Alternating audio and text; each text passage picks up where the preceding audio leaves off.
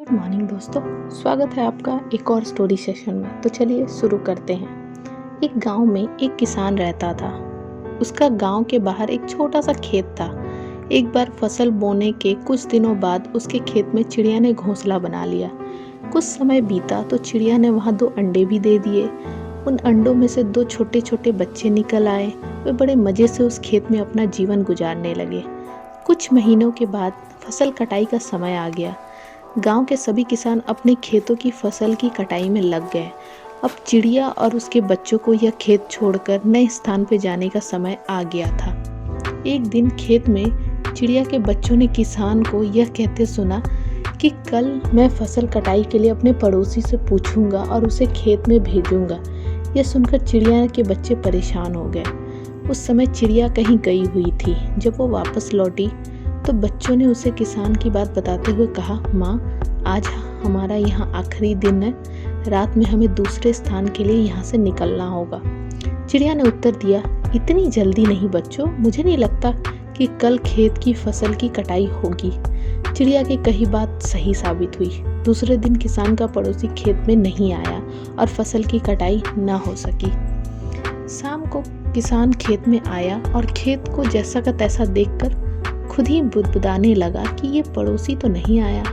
ऐसा करता हूँ, कल अपने किसी रिश्तेदार को भेज देता हूँ। चिड़िया के बच्चों ने फिर से किसान की बात सुन ली और परेशान हो गए। जब चिड़िया को उन्होंने ये बात बताई तो वो बोली, तुम लोग चिंता मत करो, आज रात हमें जाने की ज़रूरत नहीं है। मुझे नहीं लगता किसान का रिश्तेदार आएगा। ठीक ऐसा ही हुआ। किसान के रिश्तेदार अगले दिन खेत नहीं पहुँचे। चिड़िया के बच्चे हैरान थे कि उसकी माँ हर बात सही कैसे जानती है।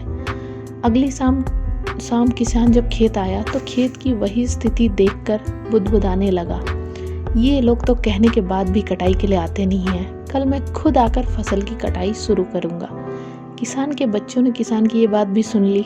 अपनी माँ को जब उन्होंने ये बताया तो बोली, तो उस बच्चों, अब समय आ गया है ये खेत छोड़ने का। हम आज रात को ही ये खेत छोड़कर दूसरी जगह पे चले जाएंगे।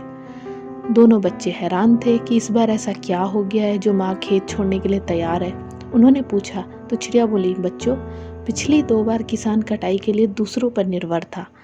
दूसरों से को कहकर उसने अपने काम का पल्ला झाड़ लिया था, लेकिन इस बार ऐसा नहीं है। इस बार उसने जिम्मेदारी अपने कंधों पर ले ली है, इसलिए वह अवश्य आएगा। उसी रात चिड़िया और उसके बच्चे उस खेत से उड़ गए और कहीं और चले गए। तो दोस्तों, इस कहानी से हमें ये सीख मिलती है कि दूसरों की सहायता लेने में तो कोई बुराई नहीं है, किंतु यदि आप अपना समय काम पे शुरू करना चाहते हैं तो दोस्तों, इस कहानी से हमें ये सीख मिलती है कि दूसरों की सहायता लेने में कोई बुराई नहीं है, किंतु यदि आप समय पर काम शुरू करना चाहते हैं और चाहते हैं कि वह समय पर पूरा हो जाए तो उस काम की जिम्मेदारी आपको स्वयं लेनी होगी। दूसरे भी मदद उसी की करते हैं जो अपनी मदद करता है। तो इसी के साथ हम आज की कहानी को ख़त्म करते हैं और एक और इंटरेस्टिंग सेशन में मिलेंगे। तब तक के लिए धन्यवाद।